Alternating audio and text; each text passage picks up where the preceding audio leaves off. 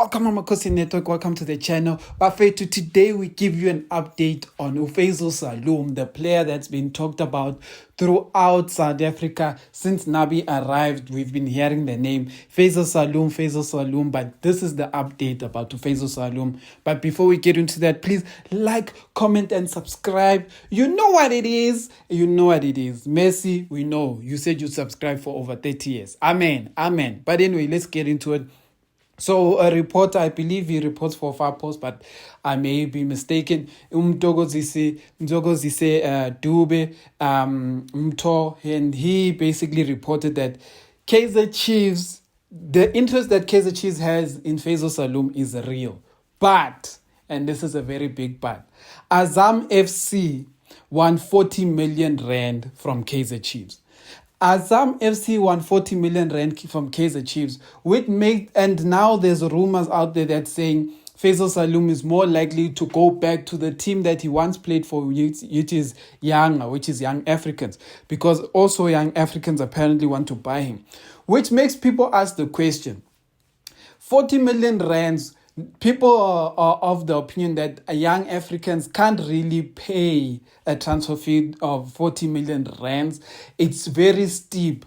So a lot of people are find this news about Young Africans wanting Faisal for wanting Faisal, and then the price tag being 40 million to be something that's very weird, because that price is too high in terms of Tanzanian shillings. Apparently, what they're saying they're asking for a lot, an amount that they don't even think that Young Africans can pay. But if Young Africans is close to a deal with Azam, then why is their price lower than Kaizer Chiefs' price? And that is the question people are asking.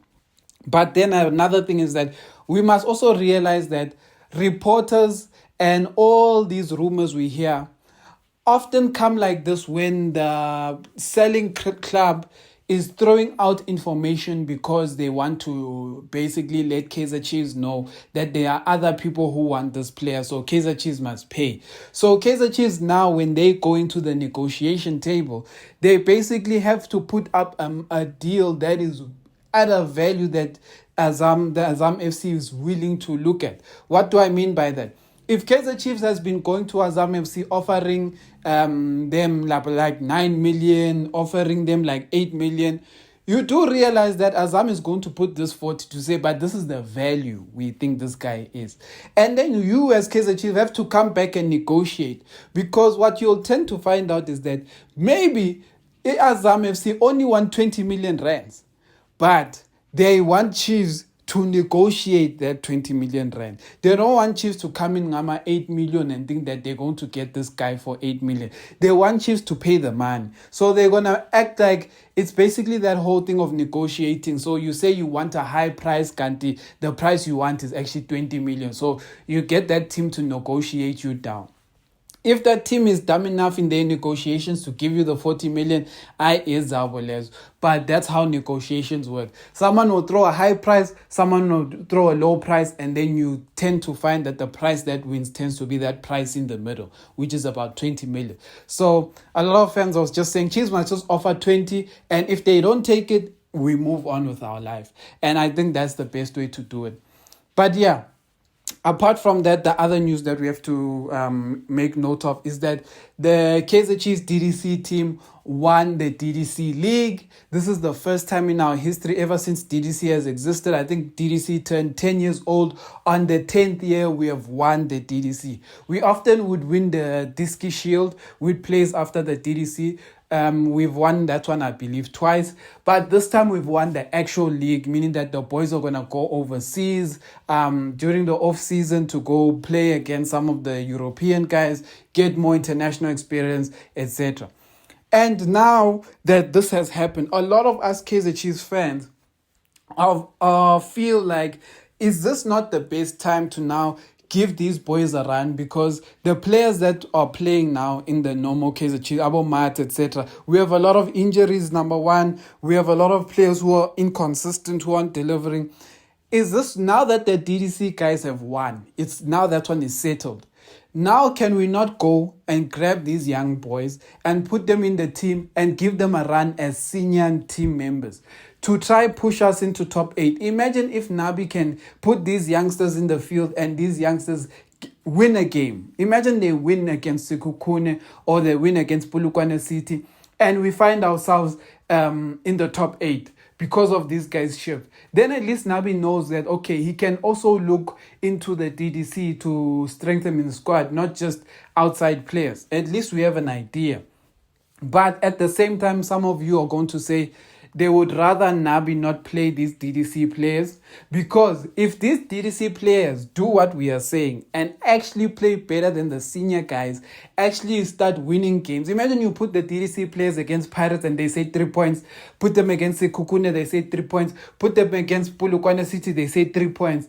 And it's all these youngsters that we're talking about. What do you think Kaizer Chiefs management will do? Ask yourself a very scary question.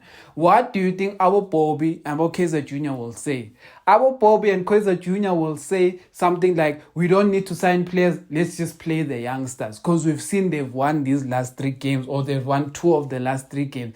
Which is the risk, which is why Nabi will probably not even want to play these boys. He will want to take this team that he sees that is bad, take it till the end. Even if we don't make it to top 8, he would rather die with this team so the management can see how bad the players are and they can boost the squad. So that's why Nabi may not choose to even play the youngsters, because if those youngsters win, it gives Kaizer Chiefs management an excuse to not go and sign quality players.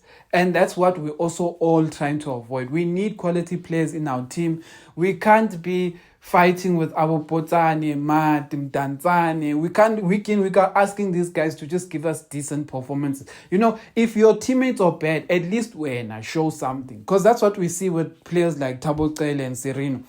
Their teammates are bad, but at the very least, these guys do the most with their individual performances. But imagine if you then had 2 Thabo Celes, 3 Serenos, maybe another Lilepo, and they just played their best, like the way they can be, then we would be winning games, because then that's all you need. You just need top quality players who can find solutions, and if their coaching is a flop, they can find solutions in that. Let me know what you guys think about that. Congrats to the DDC players. And this Feisal Salum news doesn't sound too great. But anyway, let's see how things go. Amakhosi.